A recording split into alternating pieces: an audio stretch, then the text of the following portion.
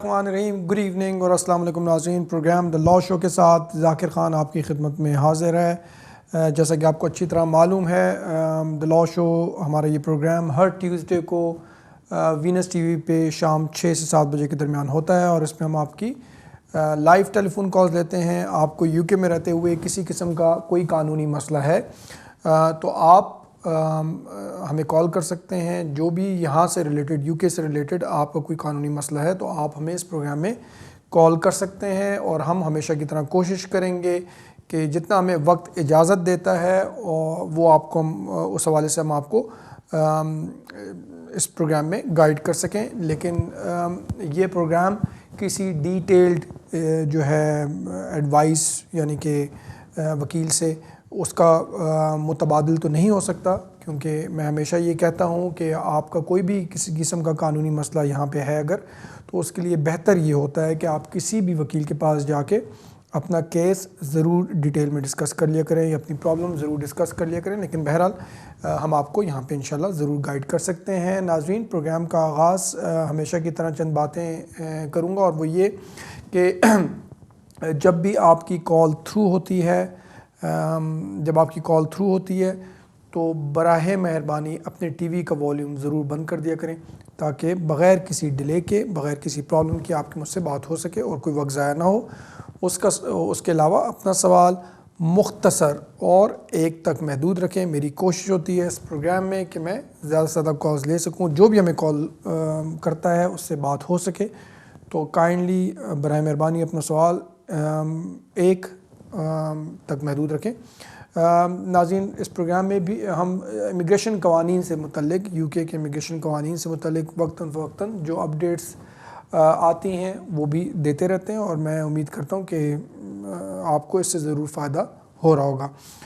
Screen पे हमारा studio का नंबर आ रहा है और इसी नंबर पे आप कॉल करके हमसे बात कर सकते हैं। स्क्रीन पे हमारा स्टूडियो का नंबर आ रहा है और इसी नंबर पे आप कॉल करके हमसे बात कर सकते हैं। तो नाज़रीन, प्रोग्राम का आगाज़ अपने पहले कॉलर से करते हैं। हेलो, अस्सलाम वालेकुम वकील साहब। जी वालेकुम अस्सलाम। कौन सा बोल रहे हैं?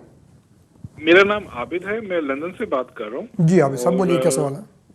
मुझे क्वेश्चन ये करना है कि मेरे पास ब्रिटिश पासपोर्ट है और मेरी वाइफ के पास जो है वो टीयर 1 अभी FLRM उनके पास, उनका मैंने वीज़ा अप्लाई किया हुआ है और मेरे बच्चे जो हैं वो पाकिस्तान में पैदा हुए हैं, उनका भी मैंने FLRM अप्लाई किया हुआ है।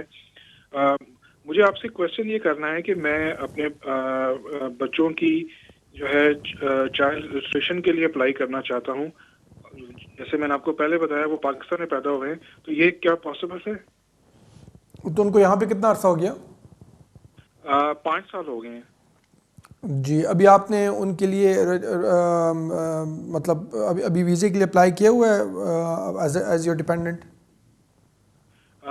जी, पहले मेरे बच्चों का और मेरी वाइफ का टीयर 1 एंटरप्रेन्योर वीज़ा था।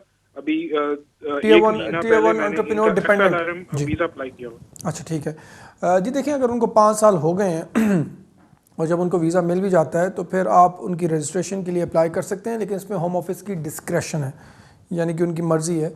जब आपको आपकी वाइफ को भी वीज़ा मिल जाता है तो फिर आप अपने बच्चों के लिए रजिस्ट्रेशन के लिए अप्लाई कर सकते हैं, क्योंकि इनको यहाँ पे 5 साल हो गए हैं, प्लस आपको इंडेफिनेट और भी मिल चुका है, आप ब्रिटिश सिटीज़न भी आप बता रहे हैं, तो आप अप्लाई कर सकते हैं। होम ऑफिस की इस सिलसिले में डिस्क्रेशन है।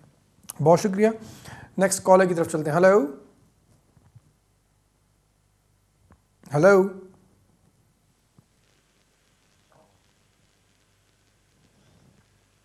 हेलो हेलो हेलो जी, कौन बोल रही हैं? मिसेस शफी। जी अस्सलाम वालेकुम मिसेस शफी, बोलिए क्या सवाल है आपका?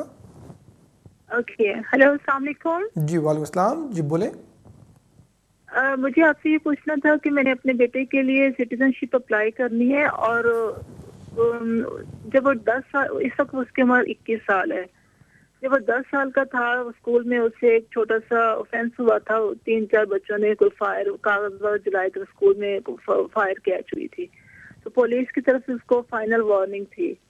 तो क्या ये अफेक्ट करेगा उसकी नेशनलिटी के लिए? अभी उस वक्त उसकी उम्र 10 साल थी और ये 2006 की बात है, फरवरी 2006 की। जी और ये मुझे मेंशन करना पड़ेगा एप्लीकेशन फॉर्म में या नहीं? देखें, अगर मुझे भी ये तो नहीं याद कि वो लास्ट 5 ईयर्स का पूछते हैं या लास्ट 10 ईयर्स का पूछते हैं, मेरे ख्याल में लास्ट 10 ईयर्स का ही वो पूछते हैं। लेकिन अगर उसमें लिखा हुआ और कोई इसमें टाइम ड्यूरेशन नहीं तो मेंशन ज़रूर करना चाहिए। लेकिन मेरा नहीं ख्याल कि इससे कोई ज़्यादा फ़र्क पड़ेगा, क्योंकि वो बहुत छोटा था उस वक्त, 10 साल का, और अब तकरीबन 11 साल गुजर चुके हैं। वो 21 साल का आप बता रही हैं कि हो गया हुआ है, तो मेरा नहीं ख्याल कि वो एप्लीकेशन में कोई ज़्यादा फ़र्क पड़ेगा। जी बहुत शुक्रिया। नेक्स्ट कॉलर की तरफ चलते हैं। हेलो हेलो नाज़रीन, मैं एक बार फिर रिपीट करूँगा, प्लीज़ जब आपकी कॉल थ्रू होती है हमारी स्टूडियो में तो अपने टीवी का वॉल्यूम ज़रूर बंद कर दिया करें। अपने कॉलर की तरफ चलते हैं। हेलो अस्सलाम वालेकुम। जी वालेकुम अस्सलाम, कौन सा बोल रहे हैं? फैसल बोल रहा हूँ सर, नटिंघम से। मेरा क्वेश्चन है कि मैंने FL एंटरप्रेन्योर वीज़ा अप्लाई किया था जो रिफ्यूज़ होके गया हियरिंग पे केस।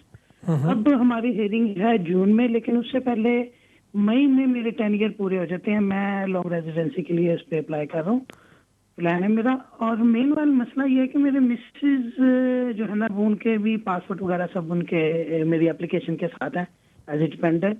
अब रिसेंटली क्योंकि लैंग्वेज का वो चेंज हो गया है, तो मैंने दो दफ़ा होम ऑफिस को लेटर लिखा है कि हमें पासपोर्ट दें, क्योंकि ट्रिनिटी कॉलेज वाले जो है पासपोर्ट के अलावा दूसरी आईडीज जो है ना वो एक्सेप्ट नहीं करे। मैंने उनसे वर्बल भी कम्युनिकेट किया, ईमेल पे भी किया।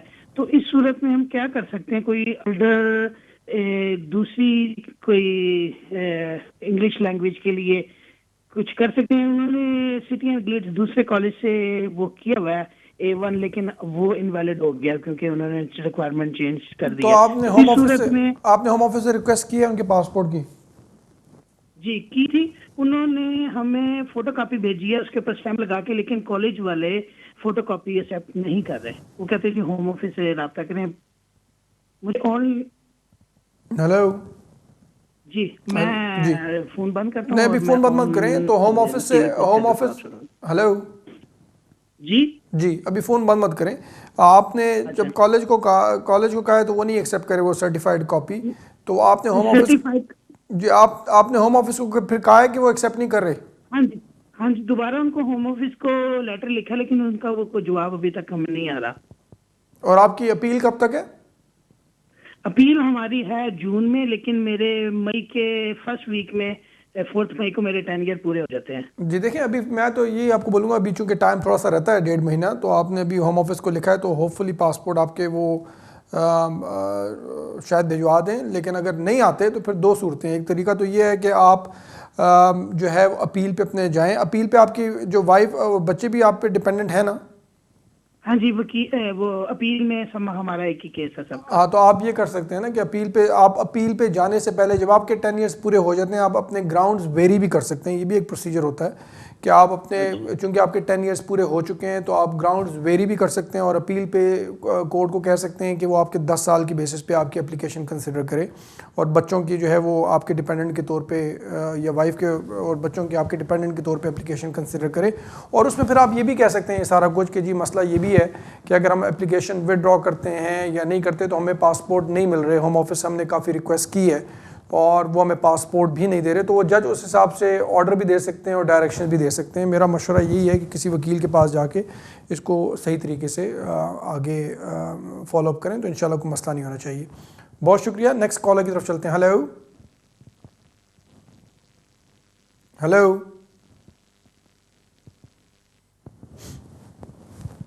हेलो हेलो, अस्सलाम वालेकुम। मुझे जी वालेकुम अस्सलाम। हाँ, मुझे पूछना है कि मेरे हस्बैंड ने मुझे जब विजिट वीज़े पे बुलाया इधर, मेरे बच्चे को अचानक ब्रेन ट्यूमर हुआ, तो फिर इधर अप्लाई किया, बायोमेट्रिक कार्ड दिया 3 साल का, फिर रेजिडेंट परमिट कार्ड 3 साल का दिया। अभी इंडेफिनेट के लिए अप्लाई करना है नेक्स्ट मंथ, तो फिर इंग्लिश टेस्ट ज़रूरी है? नहीं, आपको इंग्लिश टेस्ट ज़रूरी नहीं है, क्योंकि आपको पुराने रूल्स के हिसाब से, कानून के हिसाब से 2010 को मिला था, तो आपको अभी फिर इंग्लिश टेस्ट करने की ज़रूरत नहीं है। ज़रूरत नहीं है ना? नहीं, बस यही पूछना था। चलें, बहुत शुक्रिया, thank you very much, best of luck. Next collar की तरफ चलते हैं। Hello hello. हेलो, अस्सलाम वालेकुम। जी वालेकुम अस्सलाम, कौन सा बोल रहे हैं? मैं असमत बात कर रहा हूँ लंदन से। जी असमत साहब बोलिए, क्या सवाल है आपका? जी, मैं पूछना चाहता हूँ, स्पाउस वीज़े के लिए अप्लाई करना चाहता हूँ नेक्स्ट वीक की। पाकिस्तान में कौन से आप डॉक्यूमेंट सबमिट करने हो? किसी ने बोला अभी यहाँ पे शेफील्ड में अप्लाई करना है, तो कौन से ओरिजिनल डॉक्यूमेंट सबमिट करने होंगे या कौन से? देखिए पाकिस्तान में तो वही पासपोर्ट वगैरह सबमिट करने होंगे, जो आपकी वाइफ का पासपोर्ट होगा, और टीबी टेस्ट वगैरह सर्टिफिकेट। लेकिन ओरिजिनल जो आपके सारे डॉक्यूमेंट्स वगैरह हैं, जो आपकी पे स्लिप्स, आपकी बैंक स्टेटमेंट्स, आपका सारा जो प्रूफ है, वो सारा यहाँ पे सबमिट करना होगा शेफील्ड में। बहुत शुक्रिया। नेक्स्ट कॉलर की तरफ चलते हैं। हेलो। हेलो, अस्सलाम वालेकुम। जी वालेकुम अस्सलाम, कौन सा बोल रहे हैं? जी मैं अली बात कर रहा हूँ मैनचेस्टर से। जी अली साहब बोलिए, क्या सवाल है? तो मेरा क्वेश्चन है कि मैंने FLRM अप्लाई किया हुआ है, और जो इनकम के लिए मैंने शो किया था वो अकाउंट शो किए थे लिमिटेड कंपनी के। तो उन अकाउंट्स में मुझे अभी पता चला है कि मिस्टेक है। तो अभी क्या करना चाहिए? एप्लीकेशन अभी मेरी होल्ड पे पेंडिंग में है। आप जब कहते हैं मिस्टेक है, तो मिस्टेक से क्या मतलब है आपका? हेलो। मेरे ख्याल में कॉलर जो है वो कॉल उनकी कट गई है। अगर आप देख रहे हैं तो आप दोबारा कॉल कर सकते हैं। नेक्स्ट कॉलर की तरफ चलते हैं। हेलो। हेलो। अस्सलाम वालेकुम जी। वालेकुम सलाम जी, कौन सा बोल रहे हैं? मैं जी अक्षर बोल रहा यूरोपियन नेशनल ना मैं। जी जी। ਤੇ ਮੇਰੀ ਵਾਈਫ ਕੋ 5 ਸਾਲ ਦਾ ਵੀਜ਼ਾ ਹੈ। ਮੈਂ 2013 ਚ ਆਇਆ ਸੀ ਇੱਥੇ। ਤੇ ਮੈਂ ਕੰਮ ਵੀ ਕਰ ਰਿਹਾ, ਤੇ ਹੁਣ ਮੇਰੇ ਬੇਬੀ ਦੀ ਪੈਦਾਇਸ਼ ਹੋਈ ਹੈ, ਤੇ ਇਹਦਾ ਹੁਣ ਨੈਸ਼ਨਲ ਇੱਥੇ ਅਪਲਾਈ ਕਰਨੀ ਪਏਗੀ ਜਾਂ ਉੱਥੇ ਦਾ ਹੀ ਰਹੇਗਾ? आप 2013 में आए ना? जी जी। अच्छा, तो अभी यानी कि अभी आपको 5 साल यहाँ पे नहीं हुए पूरे, तो आपकी जो बेबी पैदा हुआ है तो आप कौन सी नेशनलिटी, कौन से मुल्क से हैं आप? Italian.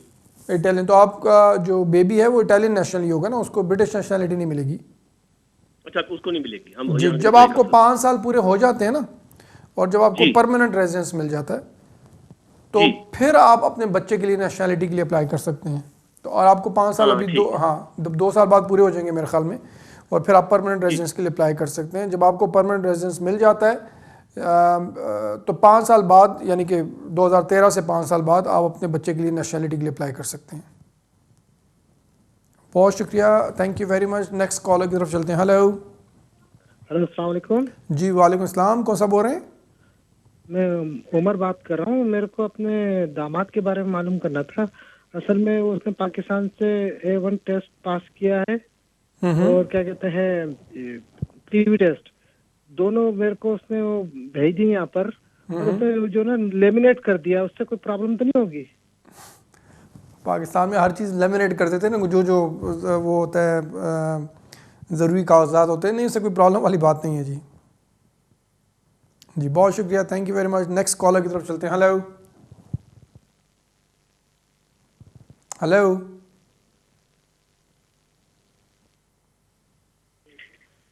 Hello. Hello. Hello. Hello, अस्सलाम वालेकुम। वालेकुम सलाम, कौन सा बोल रहे हैं और क्या सवाल है आपका? मैं इलियास बोल रहा हूँ। मैं ये क्वेश्चन करना चाहता हूँ कि मैं हाफ टाइम काम कर रहा था, और मुझे लीव टू रिमेन मिली थी, और मैं भी अभी 3 महीने के बाद वो वीज़ा फिनिश होने वाली है। सॉरी, क्या आप एक सेकंड? मैं हाफ डे काम कर रहा था, तो उन लोगों ने वर्किंग टैक्स देनी शुरू कर दी थी, और मुझे हाउसिंग बेनिफिट मेरी वाइफ क्लेम कर रही है, और मेरी वाइफ बीमार है, वो डिसेबिलिटी क्लेम कर रही है। तो मैं बोला, मेरी वाइफ ने ऐसा बोला, क्योंकि वर्किंग टैक्स से भी वो दे रहे थे, मेरी वाइफ बोला कि हमें नहीं चाहिए, फिर भी वो दे रहे हैं। तो मेरी वाइफ ने ऐसा बोल दिया उन लोगों को कि मेरा आदमी यहाँ पे रहता ही नहीं है, तो मुझे प्रॉब्लम पड़ेगा? देखें, पहली बात तो ये कि आपको स्पाउस वीज़ा मिला है ना। मैं आपकी बातों से ये अंदाज़ा लगा रहा हूँ कि आपको स्पाउस वीज़ा मिला है ना। मुझे स्पाउस वीज़ा नहीं मिला है, मुझे FLROP मिला है, लिव टू रिमेन हूँ मैं। आपको 10 ईयर रूट पे दिया था उन्होंने? हाँ, 10 ईयर के रूट। और आपके बच्चा जो है वो आपका बच्चा भी था कोई? हाँ, बच्चा है यार। जी जी। देखें, ऐसी सूरत में आपकी वाइफ को ये नहीं कहना चाहिए था कि मेरा हस्बैंड यहाँ पे रहते ही नहीं है। उनको चाहिए कि अभी भी वो क्लियर कर लें, उनको बता दें कि हस्बैंड इधर ही रह रहा है, तो मैं समझता हूँ कि कोई मसले वाली बात नहीं है इंशाल्लाह। ठीक है जी, बहुत शुक्रिया नाज़रीन। एक वक्फे पे हम जा रहे हैं और वक्फे के बाद दोबारा हाजिर होते हैं। नाज़रीन, आप देख रहे हैं द लॉ शो, मैं हूँ जाकिर खान। हम ब्रेक से पहले टेलीफोन कॉल्स ले रहे थे, उसी सिलसिले को आगे बढ़ाते हैं, अपने अगले कॉलर की तरफ चलते हैं। हेलो हेलो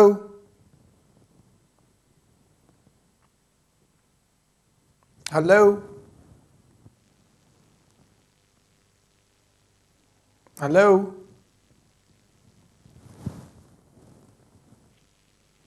हेलो हेलो, अस्सलाम वालेकुम जी। वालेकुम अस्सलाम। कौन सा बोल रहे हैं? सर जी, मैं अली बात कर रहा हूँ। जैसे मैं से पहले बात की थी, लाइन ड्रॉप हो गई थी। जी जी बोलिए। तो वही क्वेश्चन है मेरा। FLRM अप्लाई किया हुआ था, तो वो जो कंपनी के अकाउंट्स में कोई प्रॉब्लम है? फॉल्ट नहीं, कंपनी के अकाउंट्स में क्या प्रॉब्लम है? क्या इनकम पूरी नहीं होती? जो डिविडेंड शो किया हुआ है ना, वो गलत है, ज़्यादा शो कर दिया। डिविडेंड असल में कम बनता है।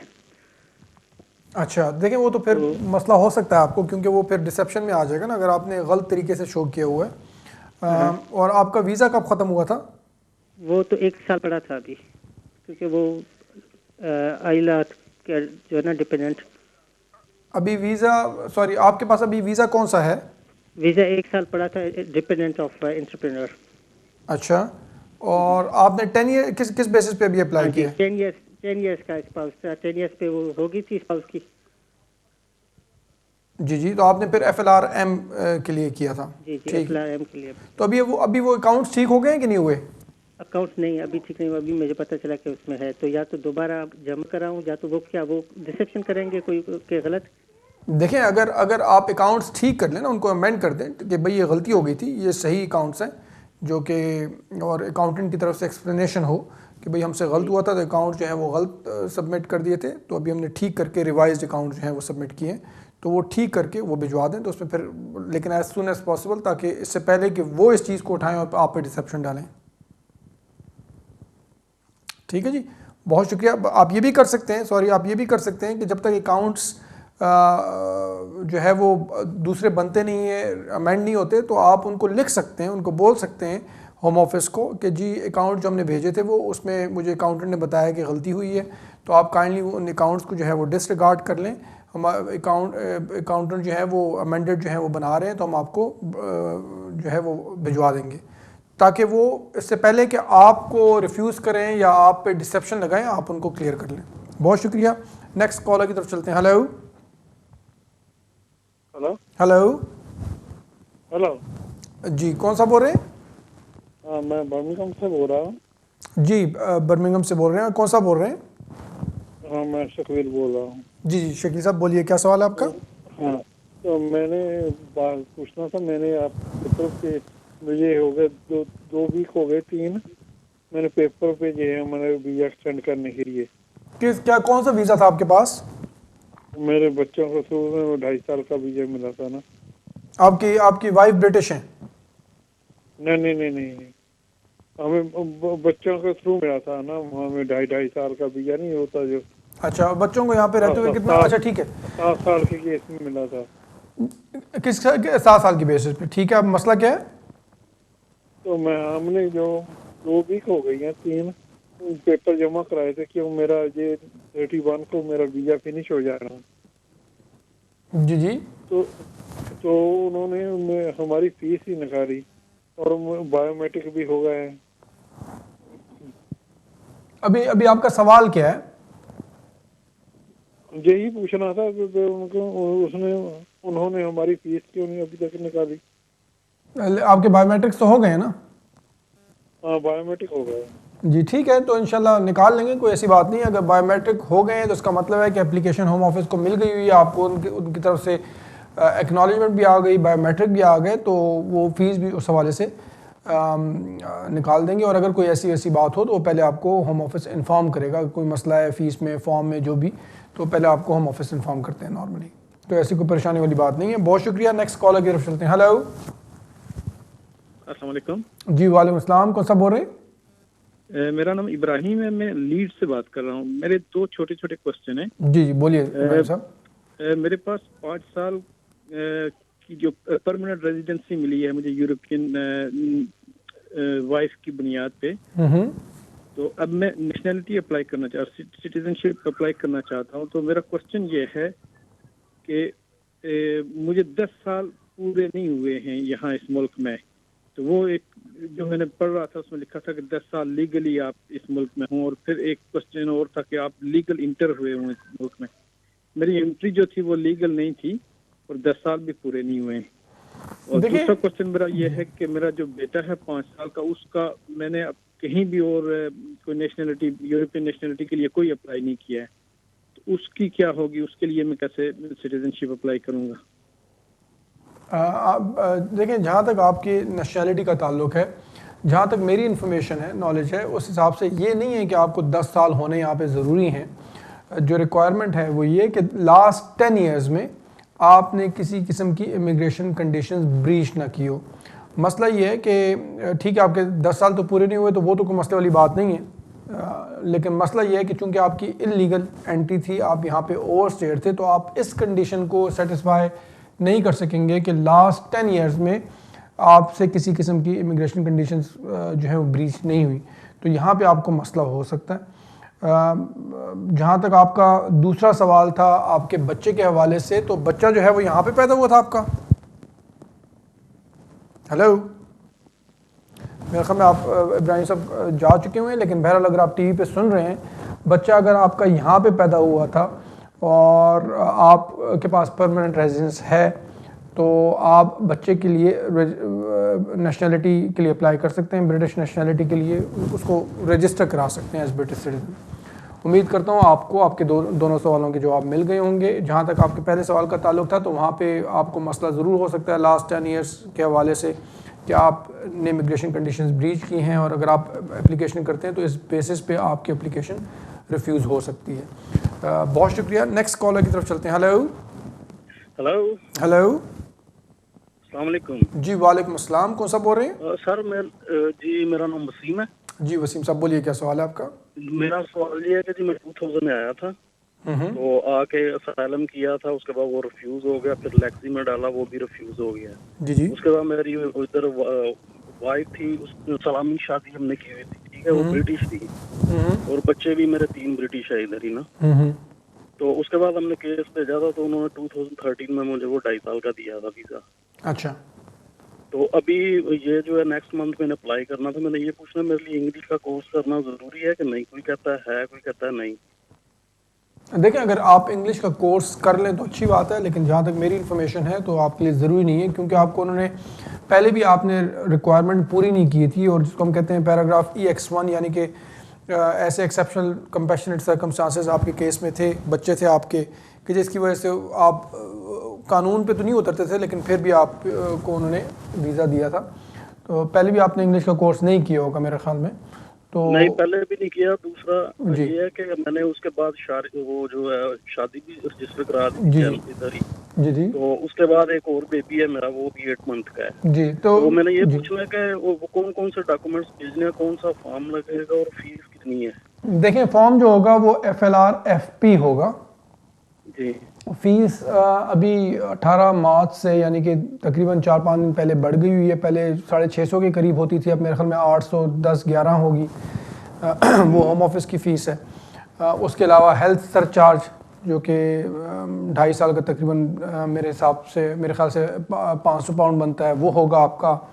बाकी जहाँ तक डॉक्यूमेंटेशन का ताल्लुक है, तो आपको अपने बच्चों के बर्थ सर्टिफिकेट, जिस तरह भी आपका नया जो बच्चा हुआ है उसका बर्थ सर्टिफिकेट, बच्चों के पासपोर्ट, वाइफ के पासपोर्ट वगैरह, और जो 2.5 साल जो पहले आप रह रहे थे, उसके बाद जब आपको वीज़ा मिला है अभी लास्ट, उस वक्त से लेके अब तक के जो आप लोगों के इकट्ठे रहने का प्रूफ, वाइफ के साथ और जो भी प्रूफ होगा, उनके नाम पे बिल, आपके नाम पे बिल वगैरह, अगर आप काम कर रहे हैं, आपकी बैंक स्टेटमेंट्स, पे स्लिप्स, ये सारी चीज़ें आपको लगानी होंगी।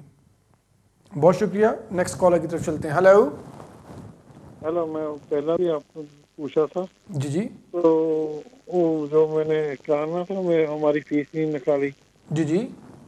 हाँ, तो मेरी वाइफ को काम वालों ने लेटर दे दिया है। वो कहते हैं वो इमिग्रेशन से आप अपने काम की परमिशन की लेटर लेके आओ। क्या वो लेटर हमें दे देंगे इमिग्रेशन वाले? देखें, आपने खुद से एप्लीकेशन की थी, वकील के थ्रू की थी?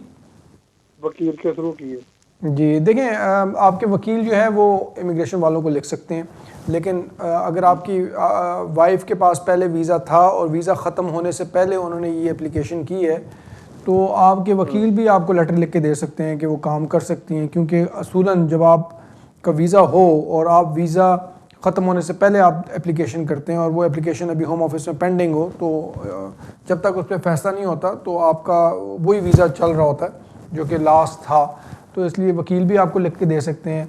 उसके अलावा जो आपके एम्प्लॉयर हैं, जो एम्प्लॉयर हैं वो भी होम ऑफिस से फ़ोन पे कंफर्म कर सकते हैं। एक एम्प्लॉयर हेल्पलाइन होती है होम ऑफिस की, वो उनसे फ़ोन पे कंफर्म कर सकते हैं कि जी इस इंसान को काम करने की इजाज़त है या नहीं।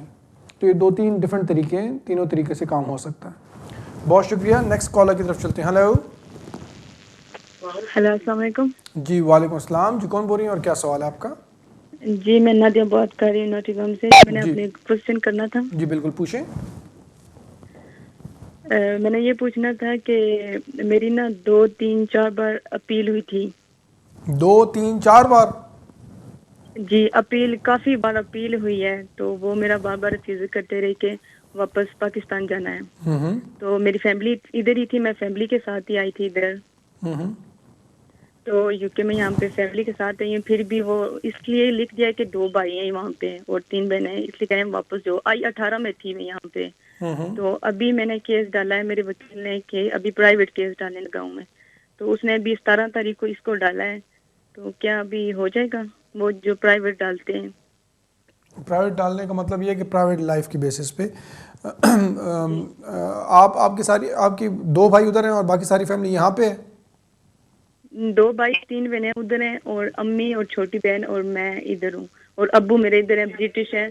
बहन को भी इंडेफिनिट मिल गया और अम्मी को भी। तो आप जब आई थी तो क्या एज थी आपकी? जी, जब आप यहाँ पे आई थी यूके में तो आपकी उम्र कितनी थी? हेलो, 18 की थी। और आपको 2.5 साल का वीज़ा दिया था? जी, 2 साल का पाकिस्तान से मिला था ना, तो यहाँ पे आके फिर 2 साल के बाद दोबारा अप्लाई किया ना, फिर उन्होंने उसके बाद रिफ्यूज ही करते रहे कि नहीं तुम्हारी फैमिली है पाकिस्तान, तुम वापस जाओ। आई फैमिली के साथ थी। देखिए, बात ये कि अब ऑब्वियसली अगर 2-3 मरतबा अपील पे रिफ्यूज़ हुआ है, यानी कि जज ने तो उन्होंने रीजनिंग दी होगी, उस हवाले से जब आप नई एप्लीकेशन करती हैं प्राइवेट लाइफ की तो मसला तो हो सकता है आपको, क्योंकि ऑलरेडी कोर्ट में जा चुका है मामला।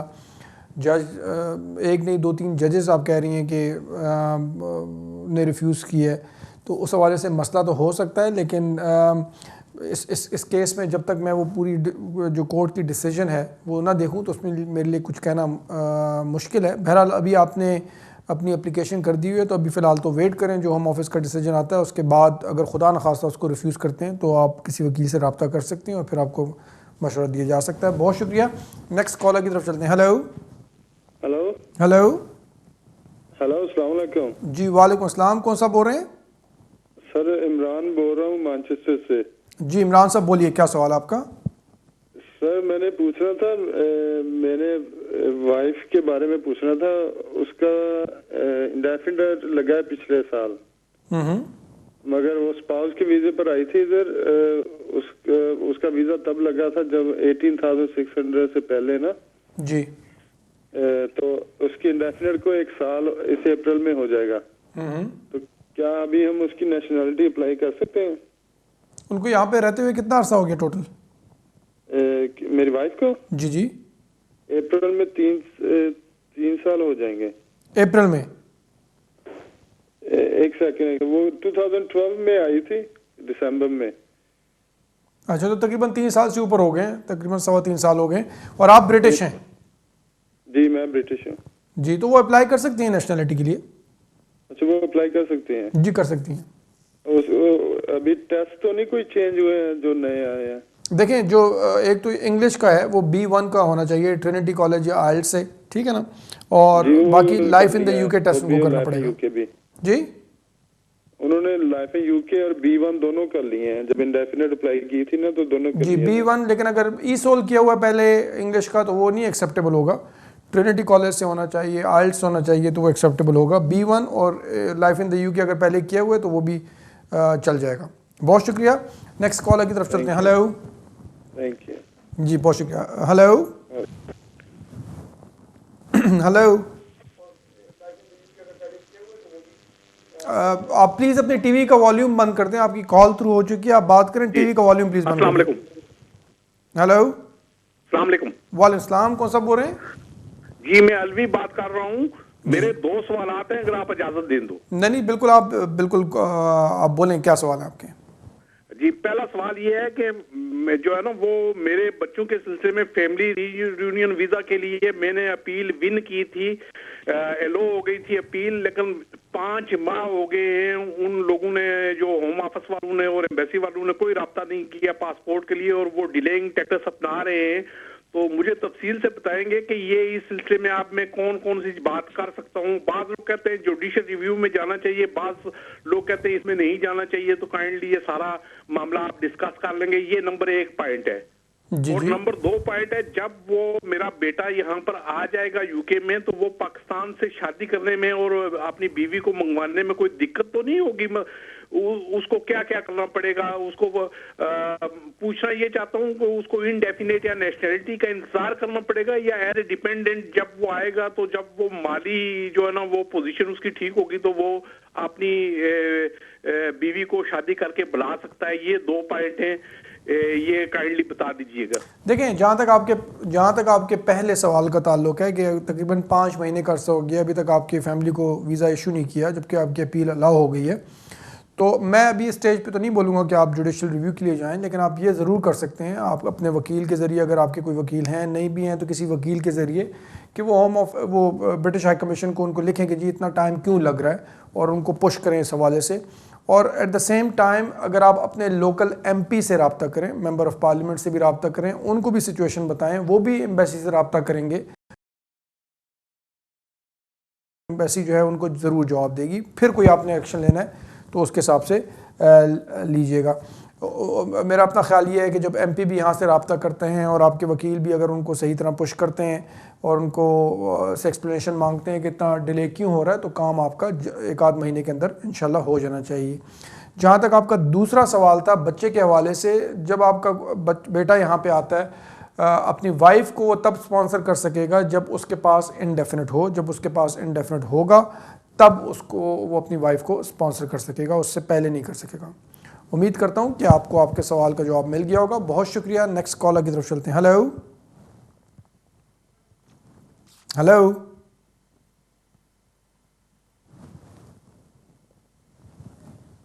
अच्छा नाज़रीन, मुझे बताया जा रहा है कि ब्रेक का टाइम हो गया, तो इसलिए आप किधर जाइएगा नहीं। ब्रेक के बाद हम अपने कॉल्स का सिलसिला दोबारा जारी करेंगे।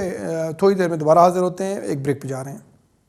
वेलकम बैक नाजरीन, आप देख रहे हैं द लॉ शो। मैं हूं जाकिर ख़ान। अब थोड़ा सा टाइम रह गया हमारे प्रोग्राम को ख़त्म होने को, इसलिए मज़ीद कोई वक्त ज़ाया किए बगैर अपने अगले कॉलर की तरफ चलेंगे। हेलो हेलो, अस्सलाम वालेकुम जाकिर भाई, कैसे हैं आप? ठीक है। वालेकुम अस्सलाम जी, अल्लाह का शुक्र। आप सुनाएं, कैसे हैं? ठीक है जी अल्हम्दुलिल्लाह। जी बोलिए, क्या सवाल? मेरे 2 क्वेश्चन हैं। जी जी। एक क्वेश्चन जो है वो नेशनैलिटी के हवाले से है कि अभी रिसेंटली जो नेशनैलिटी के फॉर्म के अंदर तब्दीली आई है, जिसके अंदर उन्होंने लास्ट 10 इयर्स की वर्क हिस्ट्री मांगी है, तो उसके अंदर जो है अगर कोई स्टूडेंट वीजे पर हो और 9वें और 10वें साल के अंदर उसने काम थोड़ा सा ज्यादा किया हो, तो क्या उसका नेशनैलिटी की एप्लीकेशन के ऊपर फर्क पड़ेगा? जी बिल्कुल फ़र्क पड़ सकता है। अगर उसको अलाउड नहीं था काम करना जितना उसने किया है, तो ऑफ कोर्स वो मांगते ही इसलिए हैं कि आप वो ये चेक करें कि आया कि आपने कोई इमिग्रेशन कंडीशंस तो ब्रीच नहीं की। फॉर एग्ज़ाम्पल आप ओवर स्टेयर हुए हो, या आपको वर्क करने की इजाज़त नहीं थी, या जितनी इजाज़त थी उससे ज़्यादा काम किया, तो बिल्कुल चेक कर सकते हैं और उसका इफ़ेक्ट पड़ सकता है। जी आपका दूसरा सवाल क्या था? मेरे ख्याल में कॉलर जो है वो जा चुके हैं। नेक्स्ट कॉलर की तरफ चलते हैं। हेलो जी, अस्सलाम वालेकुम। जी वालेकुम अस्सलाम। कौन सा बोल रहे हैं? आप ये बात करो एडमबरा से। मेरा क्वेश्चन है कि मेरी वालदा यूके में है, हम सब बहन भाई यूके में है, बट मेरे वालिद साहब पाकिस्तान में है, पीछे तो ये होता रहा है कि वो इन आउट पाकिस्तान से यूके आ जाते थे विजिटिंग वीजे पे, और रिसेंटली उनका रिफ्यूज हो गया है।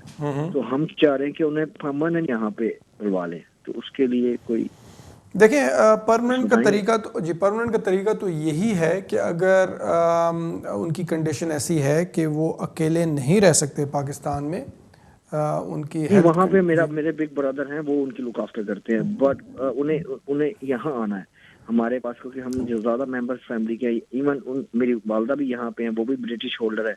जी देखें अनफॉर्चुनेटली चूँकि वो आप जिस तरह बता रहे हैं कि आपके भाई वहाँ पे होते हैं, बड़े भाई जो कि उनकी लुक आफ्टर करते हैं, तो अनफॉर्चुनेटली ऐसी सूरत में आप अपने वालिदैन को फिर स्पॉन्सर नहीं कर सकते एज मतलब कि पेरेंट के जी वो यहाँ पे आके रहें। उसकी फिर दूसरी सूरत ये बन सकती है कि आपकी जो वालदा हैं यानी कि जो उनकी वाइफ हैं वो स्पॉन्सर करती हैं, और लेकिन उसमें उनको शो करना पड़ता है कि वो काम कर रही हो यहाँ पे, 18,600 मिनिमम उनकी इनकम हो। यही तो प्रॉब्लम आ रही है कि वो ओवर 80 ईयर है। हाँ, तो फिर वो काम तो कर नहीं सकते। मैं इसी पे आ रहा, तो इसलिए फिर वो या फिर दूसरा तरीका ये है कि उनकी सेविंग्स इतनी हो जो कि बनती हैं तकरीबन मेरे ख़्याल में 62,500 के करीब, वो इतनी हो कि 62,500 पाउंड्स उनके अकाउंट में 6 महीने के लिए हों, तो मतलब वो फिर स्पॉन्सर कर सकती हैं। अदरवाइज़ अगर आप बच्चे स्पॉन्सर कर रहे हैं पेरेंट्स को, तो फिर एक ही सूरत होती है, और वो ये कि के आपके वालिद की कंडीशन ऐसी है कि वो अकेले रह नहीं सकते और वो वहाँ पे पाकिस्तान में उनका लुक आफ्टर करने वाला कोई ना हो। लेकिन आपके केस में चूँकि आपके भाई वहाँ पे हैं तो ये पॉसिबल नहीं होगा। मेरा मशवरा यही है कि उनके से ज़्यादा डिटेल में तो मैं अभी टीवी पे नहीं बता सकूँगा, कि आप किसी वकील के पास जाके इसको डिटेल में डिस्कस कर सकें, ताकि आपके सर्कमस्टांसेस के हिसाब से आपको सही तरीके से गाइड किया जा सके। बहुत शुक्रिया। नेक्स्ट कॉलर की तरफ चलते हैं। हेलो जी, वालेकुम अस्सलाम। कौन सा बोल रहे हैं? साहब नाम है मेरा, मेरे 2 सवाल हैं प्लीज़। जी बोलिए, क्या सवाल है? जाकिर साहब, एक तो ये कि अभी मेरा 5-10 डेज बैक मेरा ILR लग के आया 10 ईयर्स बेसिस पे जी। तो अभी मेरा बेटा पाकिस्तान में पैदा हुआ है, उसकी एज है तकरीबन 7 ईयर्स, और वह यहाँ पे डिसेबिलिटी स्कूल में जा रहा है। वो डिसेबल है, सीवियर डिसेबिलिटी है उसको। तो मेरी वाइफ का और बेटे का वीज़ा जो है ना, अभी मैंने ये आपसे क्वेश्चन करना था कि मैं अपने बेटे के लिए क्या डिस्क्रिशनरी लीव अप्लाई करूं या उसको ब्रिटिश रजिस्ट्रेशन के लिए भी अप्लाई कर सकता हूं, क्योंकि अभी मेरे पास ILR है। देखें दूसरा क्वेश्चन ये है, जी बोले। दूसरा क्वेश्चन ये है कि लास्ट 10 इयर्स में कुछ साल जो है ना मैंने कुछ काम ज्यादा किया है, लेकिन मैंने HMRC से 10 साल का रिकॉर्ड मंगवाया, उसमें कोई चीज शो नहीं हो रही।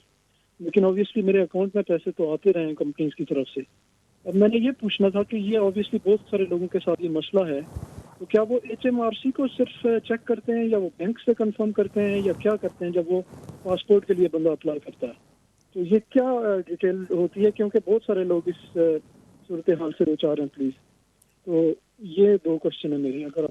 जी बिल्कुल। देखिए, जहाँ तक आपके पहले सवाल का ताल्लुक है, तो आपका जो बच्चा है चूँकि वो पाकिस्तान में पैदा हुआ है ना, तो वो अभी आप अगर चाहें तो उसकी रजिस्ट्रेशन के लिए अप्लाई कर सकते हैं कि आप उनको, क्योंकि बच्चे को यहाँ पे रहते हुए भी 7 साल हो गए हैं, आप बता रहे हैं कि वो सीवियर डिसेबिलिटी है और वो स्कूल में उस हवाले से जा रहा है, लेकिन ये फिर होम ऑफिस की डिस्क्रेशन होगी कि वो उनको रजिस्टर करते हैं एज ब्रिटिश सिटीज़न या नहीं। ज़्यादा बेहतर ये होगा कि जब आपकी वाइफ का वीज़ा जब वो हो जाता है, क्योंकि आपकी वाइफ को भी आपको स्पॉन्सर करना पड़ेगा, जो स्पाउस जब उनका भी वीज़ा लग जाता है, बच्चे का भी वीज़ा जब लग जाता है, तो फिर आप जो है उसकी रजिस्ट्रेशन के लिए अप्लाई करें। लेकिन अगेन ये जो है होम ऑफिस की डिस्क्रेशन होगी। दूसरा जो आपका सवाल था काम के हवाले से कि अगर आपने ज़्यादा काम किया है, तो ऑब्वियसली ये चीज़ ऐसी है कि इसमें काफ़ी लोगों को ये प्रॉब्लम दरपेश है। जहाँ तक आपका ताल्लुक है, अगर आपके HMRC के रिकॉर्ड में वो नहीं आ रही, तो जनरली स्पीकिंग होम ऑफिस तो उन्हीं से कंफर्म करेगा। अगर उसमें नहीं आ रही तो शायद आपकी बचत हो जाए, लेकिन जनरली जो है वो HMRC के रिकॉर्ड से ही कंफर्म करते हैं। उम्मीद करता हूँ कि आपको आपके सवालों के जवाब मिल गए होंगे। बहुत शुक्रिया। नेक्स्ट कॉलर की तरफ चलते हैं। हेलो जी, अस्सलाम वालेकुम। वालेकुम अस्सलाम। कौन सा बोल रहे हैं? जी खान साहब, मैं अहमद जान बोल रहा हूँ लंदन से। जी अहमद साहब बोलिए, क्या सवाल है आपका? सर जी, मैंने 15 मई को मैं और मेरे पार्टनर ने हमने डाली थी एप्लीकेशन लिवरपूल में कि हम इकट्ठे रह रहे हैं 3 साल से। जी जी। तो वो उन्होंने 20 तारीख को रिफ्यूज कर दी और उसका रिफ्यूजर नहीं भेजा हमें। अच्छा। तो हमारा वकील चला गया कोर्ट में, लेकिन ये 9 मार्च को उन्होंने एक लेटर हमें लिखा है जिसमें मेरी कुछ 10 साल पुरानी पे स्लिपें मुझे भेजी हैं और साथ में एक लेटर भेजा कि ये आपके इम्पोर्टेड डॉक्यूमेंट्स हैं। वो मैं लेके सोलिसिटर के पास चला गया। उसने कहा जी ये आपको वीजा ग्रांट कर रहे हैं। अच्छा। तो उसके बाद उन्होंने मुझे रिफ्यूजर भेज दिया। कल मुझे रिफ्यूजर आ गया, वो जो 15 जनवरी को दिया था डॉक्यूमेंट सारे उसका। तो ये कुछ जरा बताएं प्लीज, हेल्प करें। नहीं तो बताऊं क्या आपको? रिफ्यूजल तो आ गया, आप ये कह रहे हैं कि अब क्या करना है आपने? जी जी, वो जो उन्होंने भेजा था वो पुरानी 10 साल पुरानी पे स्लिपें और साथ में देखिए उसका लेटर के ये आपके इम्पोर्टेड डॉक्यूमेंट्स हैं, उसका क्या मतलब है? कुछ देखिए उसका कोई मतलब नहीं है। उसका मतलब ये है कि उन्होंने आपके जो आपके डॉक्यूमेंट्स उनके पास पड़े हुए थे। जब उन्होंने आपके डॉक्यूमेंट्स की उनको ज़रूरत नहीं है तो उन्होंने वापस भिजवा दिए, क्योंकि उन्होंने डिसीजन ले लिया था। ठीक है। हुआ आपके केस में ये है कि अगर जनवरी में आपको उन्होंने डिसीजन दिया था जो कि आपको नहीं मिला, तो जब आप डिसीजन दे देते हैं तो फिर उसके बाद डॉक्यूमेंट्स भी भिजवा देते हैं। तो आपको उन्होंने भी मार्च में डॉक्यूमेंट्स भिजवा दिए, लेकिन जब आपके वकील ने उनको लिखा होगा कि डिसीजन नहीं मिला तो फिर उन्होंने डिसीजन भी भिजवा दिया अभी। तो ऐसी कोई बात नहीं है कि अगर वो डॉक्यूमेंट्स भिजवा देते हैं पहले तो वीज़ा ही दे रहे होते हैं। जब वो डिसीजन उन्होंने ले लिया, उनको आपके डॉक्यूमेंट्स की ज़रूरत नहीं है, तो वो डॉक्यूमेंट्स फिर आपको वापस भिजवा देते हैं। अब जहाँ तक आपका ताल्लुक़ है आगे क्या करने का, तो जब जिस बेसिस पे उन्होंने रिफ्यूज़ किया, अगर आपको अपील का राइट दिया है तो आप अपील करें। अगर अपील का राइट नहीं दिया तो फिर ऑब्वियसली आप चाहें तो जुडिशल रिव्यू के लिए भी हाई कोर्ट में भी इसको चैलेंज कर सकते हैं या ट्रिब्यूनल में। लेकिन इसके लिए आपको मैं मशवरा ये दूंगा किसी वकील के पास जाके इसको डिस्कस करें कि उसमें क्या चांसेस हैं क्या नहीं है, क्योंकि आपका रिफ्यूज़ल देख के ही बताया जा सकता है कि आगे इसको मतलब किस तरीके से चैलेंज किया जा सकता है। बहुत शुक्रिया। नेक्स्ट कॉलर की तरफ चलते हैं। हेलो अस्सलाम वालेकुम जी। जी वालेकुम अस्सलाम। खान साहब, मुझे एक सवाल करना था जो थोड़ा सा इमिग्रेशन मैटर से ज़रा हट के है। जी बोलें, अगर मैं आपको जवाब दे सका तो दे दूंगा। जी बोलिए। जी जी, ऐसे है कि 2011 में मैं यहाँ पे यूके में आया था और तकरीबन 2 साल के बाद 2013 में एक हादसा हो गया था बहुत बड़ा, यानी कि बिल्डिंग से गिर गया था मैं नीचे ना, और उसमें काफ़ी सारी इंजरी हुई थी। यहाँ तक कि स्पाइनल भी डैमेज हो गया, बाजू वगैरह टूट गई, काफ़ी सारी इंजरी हुई थी। तो उस वक्त NHS रजिस्टर था। तो जब इमरजेंसी ट्रीटमेंट के लिए ले जाया गया, एम्बुलेंस लेके गई, तो वहाँ पे इलाज हुआ तकरीबन एक महीना और 10 दिन इलाज हुआ। उसके बाद उन्होंने इमरजेंसी ट्रीटमेंट दे के मुझे मेरे एरिया में यानी कि इलफर्ड में क्वींस हॉस्पिटल में भेज दिया, रॉनफर्ड में। तो वहाँ पे 2 दिन तकरीबन मैं ठीक रहा वहाँ पे इलाज बेड रेस्ट पे, और उसके बाद उन्होंने वो जो ओवरसीज ऑफिस से एक बंदा आया और उसने मुझे कहा कि यहाँ पे आप रह रहे हैं ना, तो आपका जो इमरजेंसी ट्रीटमेंट है वो तो वर्ल्ड वाइड हम फ्री देते हैं जब एम्बुलेंस लेके आती है, NHS रजिस्टर है। तो जो अब आपका बेड रेस्ट है इसके ऊपर आपका चार्ज लग रहा है, अगर आप चाहें तो डिस्चार्ज ले सकते हैं, घर जा सकते हैं। तो मैंने डिस्चार्ज ले लिया। उन्होंने कहा कि 2 दिन आप यहाँ रहे, इसका बिल आएगा। मैंने कहा ठीक है, वो घर भिजवा दें, मैं वो पे कर दूंगा, और वो मैंने थोड़ा थोड़ा करके पे किया भी। तो तकरीबन 1 महीने के बाद मेरा उन्होंने इलाज भी रोक दिया कि अभी आपका फ्री इलाज नहीं होगा। तो मैं फिर प्राइवेट अपॉइंटमेंट लेके, क्योंकि मेरे कुछ फिक्सर वगैरह लगे हुए थे बाजू पे ना, तो वो खुलवाने के लिए मुझे जाना मजबूरी थी। तो मैं प्राइवेट अपॉइंटमेंट लेता रहा, पे करता रहा, और वो मैंने ऑपरेशन ओपन करवाने तक मैंने अपना ट्रीटमेंट करवाया। उसके बाद फिजियोथेरेपी के पास मैं नहीं गया क्योंकि इतना अफोर्ड नहीं कर सकता था जी। तो 1 महीने के बाद अब मुझे इमरजेंसी ट्रीटमेंट जो वहाँ पे हुआ था ना, उसका मुझे को तकरीबन 8,900 कुछ पाउंड का बिल आ गया मेरे एड्रेस पे। तो फिर मुझे उनकी कॉल आई, मैंने उन्हें बताया कि मुझे सब शुरू में ही मैंने ये कहा था, पूछा था, और सब ने मुझे यही कहा था, डॉक्टरों ने भी, नर्सों ने भी, कि emergency treatment world wide free दिया जाता है। और मुझे अपने GP से भी यही पता चला। लेकिन वो कहते हैं कि नहीं जी, हमें पता चला आपका स्टेटस नहीं है, ये है तो वो है तो इस तरह। तो मैं आपसे ये पूछना चाह रहा हूँ कि क्या इसमें क्या हेल्प हो सकती है, या क्या ये वाकई मुझे ये पे करना पड़ेगा? तो आपके पास कौन सा वीज़ा था? मैं ओवरस्टेयर हुआ था जी। आप सॉरी, आप ओवरस्टेयर थे? जी हाँ, ओवरस्टेयर था मैं। अच्छा। अब तो मेरी एप्लीकेशन इमिग्रेशन का केस तो मेरा चल रहा है FLRO में। वो चल रहा है आपका? देखिए, आप चाहें तो उनको ज़रूर ये सारा कुछ लिख के भिजवा सकते हैं कि आपको यही बताया गया था कि इमरजेंसी ट्रीटमेंट जो है वो सारी कुछ फ्री थी, और आपका केस भी जो है वो चल रहा है, और अगर आप नहीं पे कर सकते तो आप अपनी सिचुएशन उनको बता सकते हैं, शायद वो आपको मंथली इंस्टॉलमेंट में कर दें। लेकिन जहाँ तक मेरी इन्फॉर्मेशन है, अगर आपका जो अभी कानून है उस हिसाब से अगर आपका वीज़ा कोई नहीं है तो आपको ट्रीटमेंट के जो भी इमरजेंसी हो या अदरवाइज़ हो, आपको ट्रीटमेंट के पैसे इवेंचुअली देने पड़ते हैं।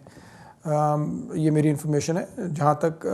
लेकिन जैसा कि मैंने कहा, आप उनको लिख सकते हैं और सारी सिचुएशन बता सकते हैं, और फिर उसके हिसाब से वो कंसिडर करेंगे। अगर आप डिटेल में चाहें तो आप चूँकि हमारे लोकल ही हैं तो आप रब्ता भी कर सकते हैं। बहुत शुक्रिया। नेक्स्ट कॉलर की तरफ चलते हैं। Hello hello. अच्छा नाज़रीन, मुझे बताया जा रहा है कि प्रोग्राम का वक्त जो है वो ख़त्म हो गया, तो इसलिए मज़ीद कॉल्स हम नहीं ले सकते।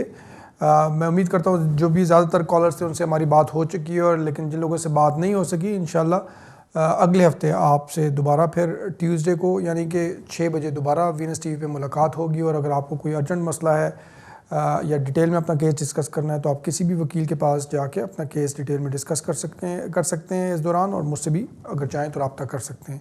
नाज़रीन, अपना ख्याल रखिएगा और दुआ में याद रखें। बहुत बहुत शुक्रिया। अल्लाह हाफ़िज़।